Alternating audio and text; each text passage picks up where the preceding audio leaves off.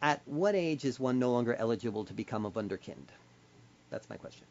I have been acknowledged with some wonderful accolades over time. Perhaps the most meaningful to me is the Media Access Award that I was given by the Governor's Committee on Equal Employment Opportunity from the state of California. Um, it's always wonderful to be acknowledged for one's work. Uh, in terms of reflecting, there's I think most of my colleagues would agree. There's no time. The show has to be cast. You're trying to get in the best possible people and as many of the best people as you can contact in this process.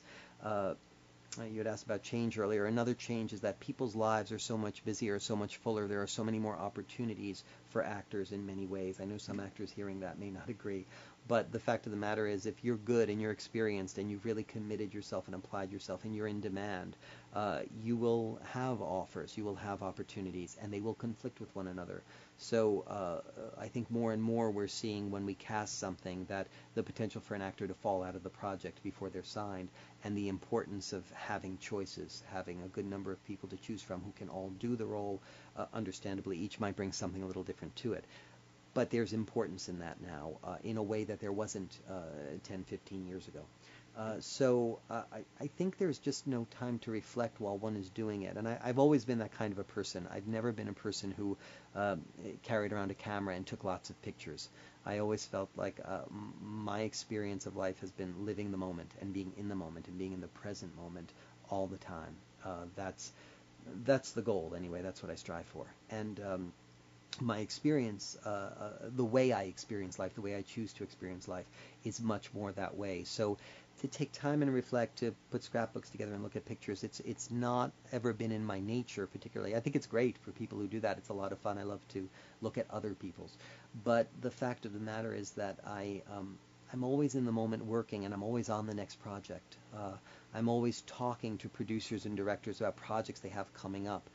Very often, because of my background and the type of work that I've done, uh, I was the senior vice president of casting and creative development for Live Ent. I was the executive director of casting for Disney Theatricals.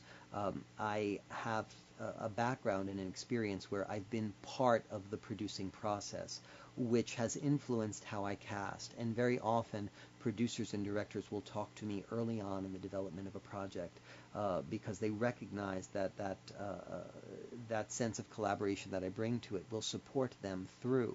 So for all of the projects I'm casting, I'm always juggling a handful of projects that are in development, on their way to happen, that I'm working with producers and directors on in various early stages as well. Sometimes it's just sharing ideas. Sometimes it's discussing how the project can happen and what form it might take.